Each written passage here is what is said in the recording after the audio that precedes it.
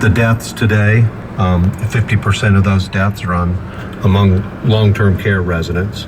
So we continue to see an impact. All right, I'm in the car in Wayne County, Mississippi. Today's the 9th, 2020, or so they tell us, as Richie says. But it is starting, folks.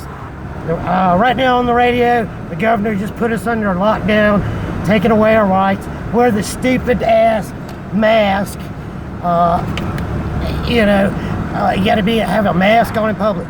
Walmart won't even accept cash now. It's a coin shortage in America, right? Okay, folks, let them take your shit away. Listen to this bullshit on the radio while we ride back to that fucking house. We had about 19,000 cases. So you can see that just in this very short time in the last month, we've had a major upswing in the number of cases. The governor's correct. There are counties where we're seeing and have consistently seen a lot of cases and a lot of transmission within those. And if you look at our map that we post on the website, you see that central area of Mississippi really gets highlighted. And those are areas that we've been talking about for quite some time, as well as some additional counties where we're seeing transmission. And even though we're seeing it in those areas, any county is just a group gathering away from large transmission or increased number of cases in a long-term care facility. So we do need to continue to put in place those measures that we've talked about since the very beginning. This is not something that the governor, the Department of Health, or the Emergency Management Association can do on our own. It really takes buy-in from every resident in Mississippi. And there are ways to do things safely. And if we're aware of those and we pay attention to that and we wear a mask when we're out in public, if we avoid getting consistently closer than within 6 feet, we can have an impact on transmission, and we want to continue to do that. Again, we're starting to see more of an impact in our long-term care residents. That's what we wanted to avoid, and we want to protect them. We're starting to see more of an impact in our hospital settings and hospital capacity. You hear that? We're going in lockdown, got to wear masks, no gatherings. You see all this bullshit? Kind of that crock of shit. His nose is growing. Have you back, Director, and the floor is yours. Good to be back, Governor. Thank you very much. Just really quickly, in the last 2 days alone, we've made PPE pushes to over 90 facilities. We've got about 30 more facilities scheduled for delivery tomorrow. So just to show that we are still pushing a very large amounts of PPE out to these facilities that are treating COVID patients and to our healthcare workers that are on the line fighting this fight every day. You were briefed yesterday, just real quick on the Fed deck. I know that Mac briefed you that Governor Reeves requested on July the 7th federal declaration for Tropical Storm Crystal. We had 3 counties that met thresholds there, so we'll add that to the list of federal declarations we're waiting answer back from FEMA on. And then the April 22nd, 23rd storms, still waiting for FEMA to respond on that one. That's a tornado strike. FEMA. Had experienced back in April. Thankfully, the tropics continue to remain pretty quiet, but I want to remind everyone that we are still very early into the hurricane season, and it's still projected to be a dangerous season. It is typical that we see a lot of the storms later in the year, so continue to be vigilant and watch that very closely. And then finally, remind everyone of the very extreme temperatures. We're looking at heat indexes anywhere from 100 to 110 this weekend. Please continue to stay hydrated. Check on those elderly that are sick, that possibly don't have access to air conditioning. And please don't leave your children and pets unattended in locked vehicles. Governor, that's my update, sir. Thank you, Director Michelle. At this time, I will open the floor to any questions. Ross? Sorry, You're issuing these mask mandates for 14 counties. These counties are pretty spread out. You said the central Mississippi area. I think Dr. Fire said something about the central Mississippi area. But you got DeSoto County, Harrison County. Why not just issue a statewide mask mandate? That's a great question, Ross, and I appreciate that. As you know, we have, since the beginning of this, believed that the best way in which to manage the situation is to focus on those areas where the most transmission is occurring. We didn't just pick these counties out of the blue.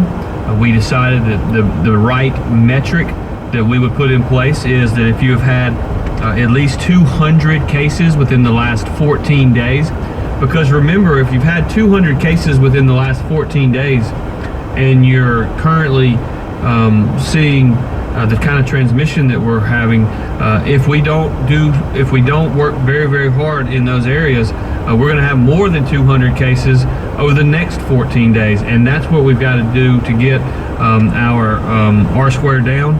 That's something that we're working very hard to do.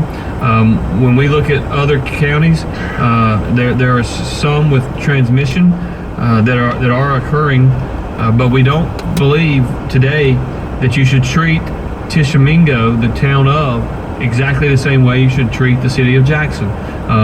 If the roles were reversed, and if the number of cases on a per capita basis were different, then we would certainly make a different decision.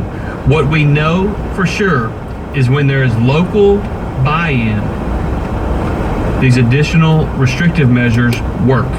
How do we know this for sure? Because we've seen it work. We saw it work in Leake County. We saw it work in Scott County. We saw it work in Neshoba County, in Atala County, in ultimately down in Jasper County.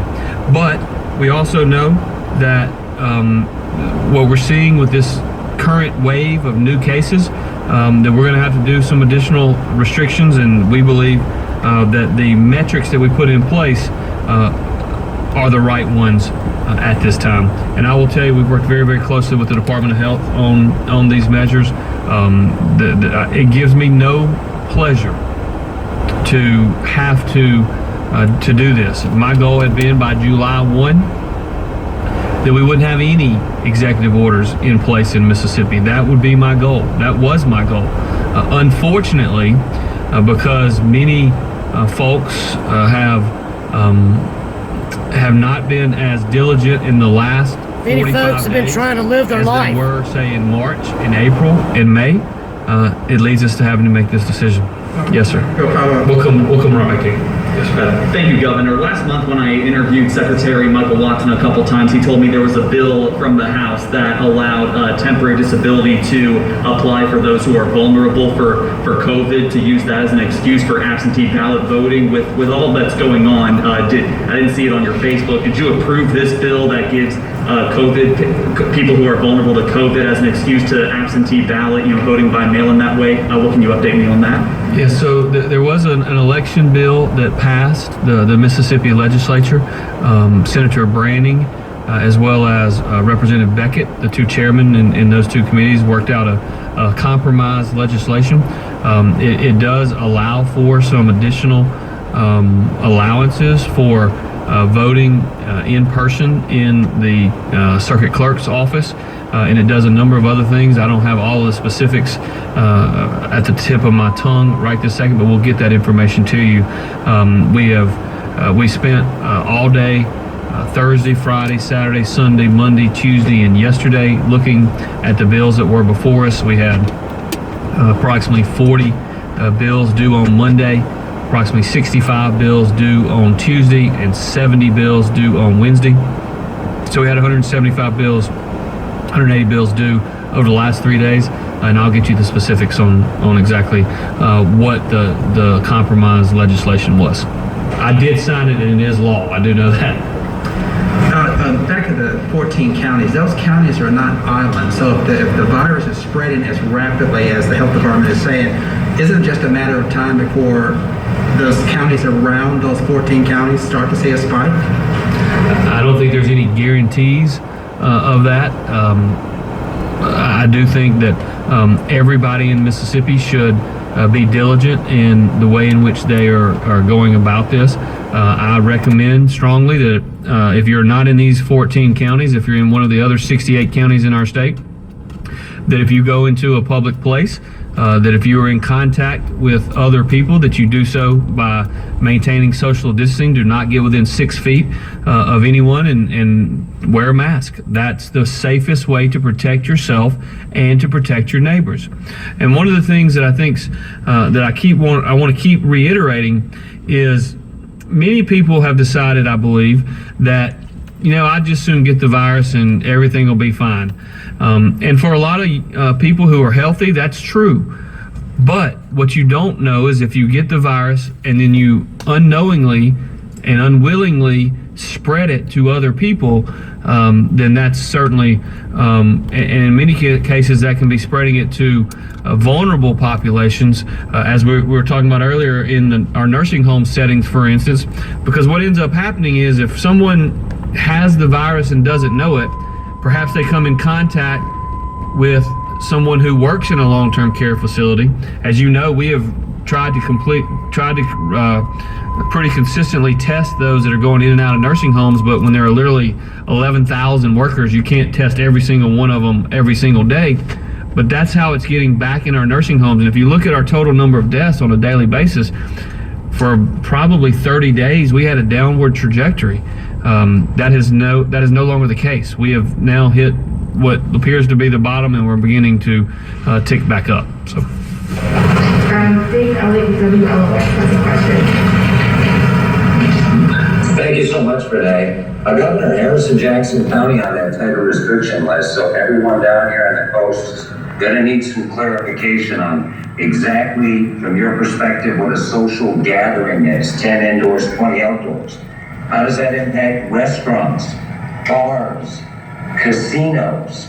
And kind of a second part to that question, enforcement of those rules rests with whom? Thank you for the question, Dave. The social gatherings are... Is this how it's spreading, folks? Self-explanatory. It does not change the current The rules. five grandmas that everybody knows the story about the five grandmas. At restaurants. At this time, I don't anticipate it's going to change. Governor the Tate rules we Reeves have is in place telling at us bars. he's putting us in jail. I want to warn Lockdown. everyone. The fact of the matter is, if the number of cases continue to grow, then we're going to have to look at additional measures. What this particular executive order will say, and again, this is not going into effect today or tomorrow. It'll be the early first part of next week. But we want people to understand that you should start adhering to these guidelines today. Guidelines. Now, your question about enforcement is a very important one. It is very, very difficult for us to enforce these rules. We have to, and we will continue to try to get more and more buy-in by our local officials. Most of the enforcement of most laws in the state are done by local law enforcement, and we're going to encourage them to help us on the enforcement side. We're going to provide state assets if and when we are requested, but we know that we have very good and very strong law enforcement officers, particularly Dave, down in your neck of the woods, that are going to help us do this. But the most important enforcement is if individuals in our state will recognize what the guidelines are, recognize what the rules are, recognize what the laws are, and adhere to them. Please choose to wear a mask if you go to the grocery store in these counties. Quite frankly, please choose to wear a mask if you go to the grocery store in any county. We went for literally months never having more than 400 cases in a day. Literally months. Today, as was mentioned, we had over 700. That comes on the heels of day after day of cases, in many instances being well over 500, in some cases even well over 1,000 in a day. We have got to take additional measures, or our healthcare system is going to be overwhelmed. We know that. We know that. We need individuals to step up. We also need our hospitals to adhere to the current state law. All right, you hear all this bullshit? They're putting us in lockdown. You gotta wear a mask, you gotta follow their rules, and they're gonna enforce it with the cops and stuff. Walmart will not take cash here anymore in Waynesboro, Mississippi. So all this crap that you done heard these conspiracy guys talk about, well, it's true. It'll just be a matter of time before it gets to you. So they're gonna lock you down too. Everybody's gonna get locked up. I'm out for right now.